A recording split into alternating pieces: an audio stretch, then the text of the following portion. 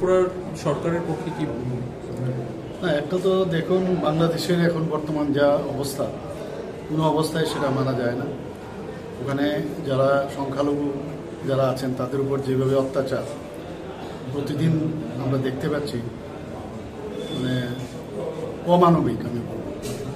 এবং আমি আশা করি যে ওখানে যারা সংখ্যালঘু যারা আছেন তাদের প্রোটেকশনের আমি দাবি জানাই। এবং বাংলাদেশে এখন যারা সরকার চালাচ্ছে তাদের উচিত তাদের যে স্বাধীনতা সেটা যেন খর্ব না হয়। স্যার, পশ্চিমবঙ্গে আমরা দেখতে পাচ্ছি বিজেপির যিনি রয়েছেন বা বিরোধী দলনেতা বিভিন্ন সীমান্ত বন্ধ করে দেওয়ার হুঁশিয়ারি দিয়েছে। রাজ্য বেশ কয়েকটি জায়গায় সীমান্ত বন্ধ হয়েছে। এই প্রসঙ্গে আপনার কি প্রতিক্রিয়া? না, অলরেডি তো আমি যেদিন